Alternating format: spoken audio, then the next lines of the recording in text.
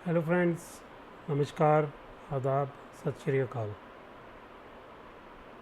दोस्तों, जैसा कि आप जानते हो, कुछ दिन पहले जो पहलगाम में टेररिस्ट का अटैक हुआ जिसमें काफ़ी जानों का नुकसान हो गया, तो उसके ऊपर सभी को बहुत दुख पहुंचा कि ऐसा नहीं होना चाहिए था। तो ये जो आपने देखा थंबनेल में फ़ोटो, एक ऐसे कपल का फ़ोटो है जो कि नई नई शादी करके कश्मीर घूमने आए थे। इसमें मिस्टर विनय नरवाल जो इंडियन आर्मी में लेफ्टिनेंट की पोस्ट पे काम कर रहे थे, और उनकी बीवी हिमांशी नरवाल दिखाई दे रही है जो अपने पति के डेड बॉडी के पास बैठी हुई है। बहुत अनफॉर्चुनेट होता है ये कि एक बीवी के सामने उसके पति को, और वो भी एक जस्ट हफ्ता पहले शादी हुए पति की डेड बॉडी को देखना एक बहुत ही अनफॉर्चुनेट होता है। सभी को इसका दुख हुआ, जिसने भी ये फ़ोटो देखा। दुख तो सभी, जितने भी वहाँ पे लोग मारे गए, सभी की मौत के ऊपर लोगों को दुख हुआ, हमें भी हुआ। लेकिन इस फ़ोटो की कहानी कुछ अलग ही थी।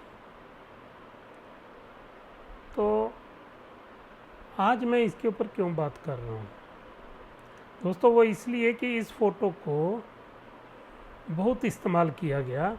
जब वो हादसा हुआ, जब वो अटैक हुआ, उसके बाद जब ये फ़ोटो सामने आई तो बहुत लोगों ने नफ़रत फैलाने के लिए इस फ़ोटो को इस्तेमाल किया।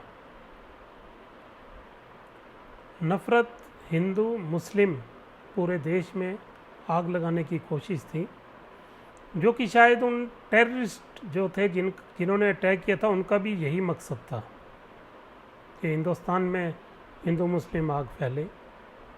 तो जो इसको वायरल कर रहे थे कुछ लोग, मैं सभी की बात नहीं कर रहा, कुछ लोगों ने इसको वायरल किया सिर्फ एक ही मकसद से कि देश में हिंदू मुस्लिम नफ़रत फैले।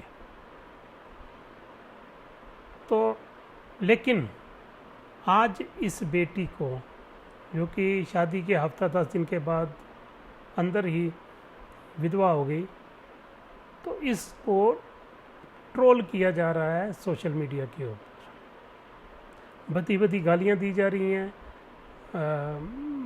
बदे बदे कमेंट्स किए जा रहे हैं, जो कि मैं यहाँ पे बोल भी नहीं सकता, ना मैं बोलना चाहता हूँ।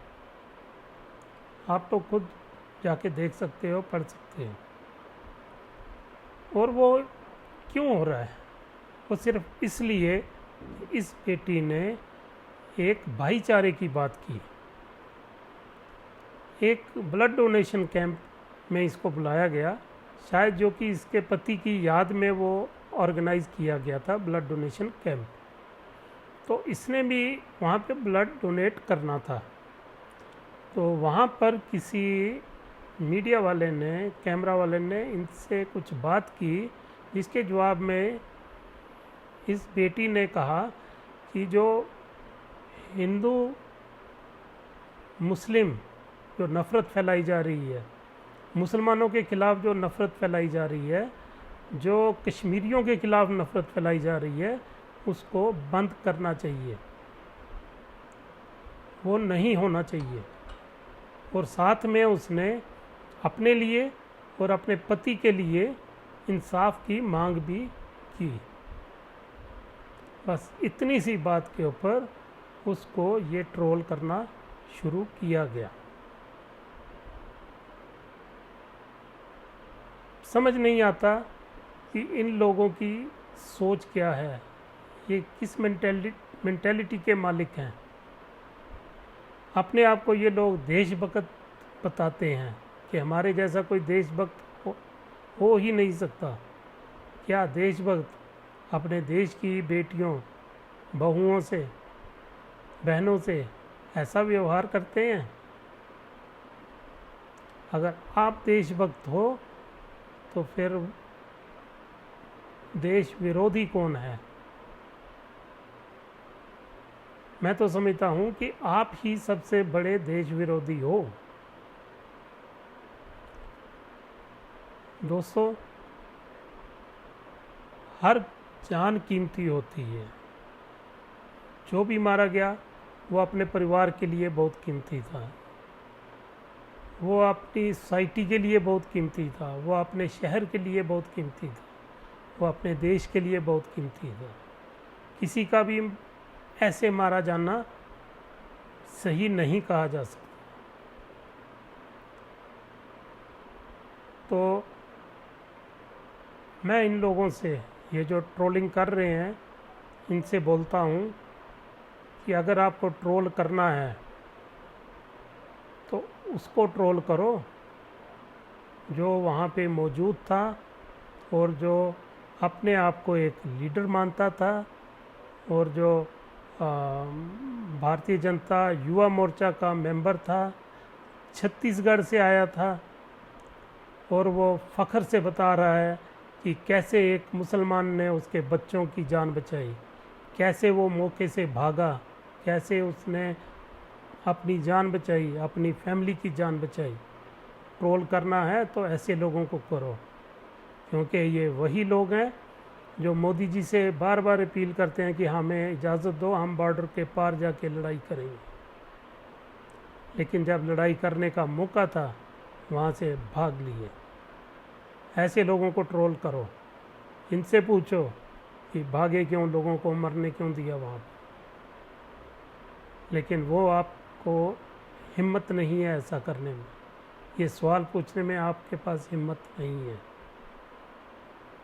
आपके पास हिम्मत है एक बेसहारा, एक लाचार लेडी को गालियां देने की, उस घोड़े वाले को जो उसकी कुर्बानी है, जो मिस्टर आदिल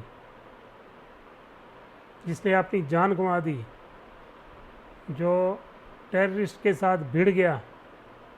अब आप कोशिश में लगे हो ये साबित करने के लिए कि वो टेररिस्ट से भिड़ा नहीं, उसको तो दूर से गोली लगी। कैसी सोच है आप? शर्म आती है कि आप लोग हमारी सोसाइटी के मेंबर हो। शर्म आती है ये देखकर कि आप अपने आप को राष्ट्रभक्त कहते हो। किस मुंह से आप राष्ट्रभक्ति की बात करते हो?